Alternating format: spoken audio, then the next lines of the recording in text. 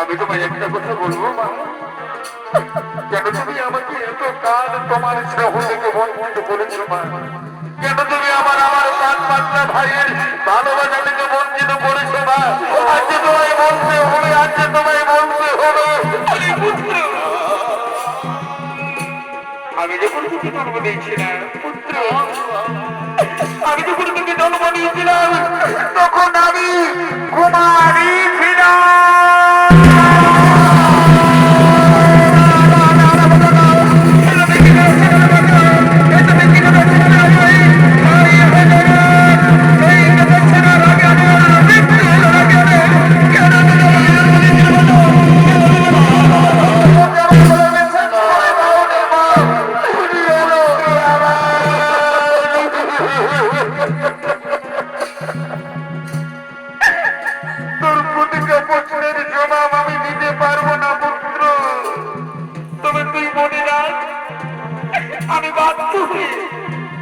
আমি বাধ্য হয়ে কুমারী অবস্থায় তোকে জন্ম দিয়েছিলাম পুত্র, বাধ্য হয়ে।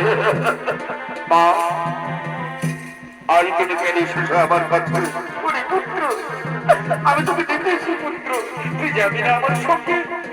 পাণ্ডব জীবনে আছে তোর মন্ত্রভ্রাতা, চলছে মহাকুরুক্ষেত্রের রণ, কৌরবের সঙ্গে রণ করে ফেলে তোর ন্যায্য অধিকার, তুই হবি হস্তিনাপুরের যুবরাজ।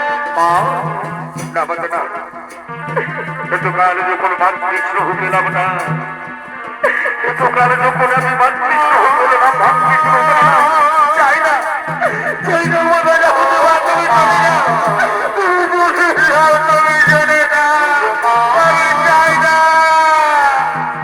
তবে হ্যাঁ, আমি তোমায় ফিরাবো না মাতা, আমি তোমায় ফিরাবো না, আমি তোমায় কথা দিচ্ছি মাতা।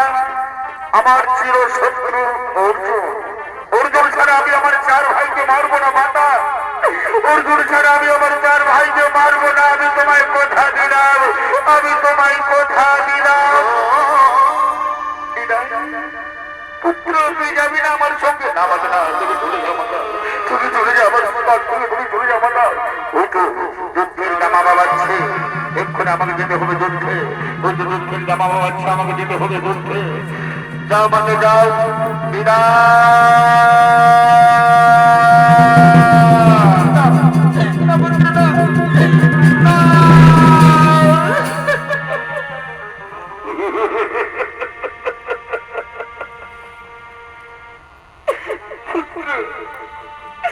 আমি যে তোকে ছাড়তে পারছি না পুত্র, কোনোদিন পরে আমি তোকে পুত্র পুত্র বলে ডাকলাম, তুই যাস না পুত্র, তুই আমার সঙ্গে চল না বাবা।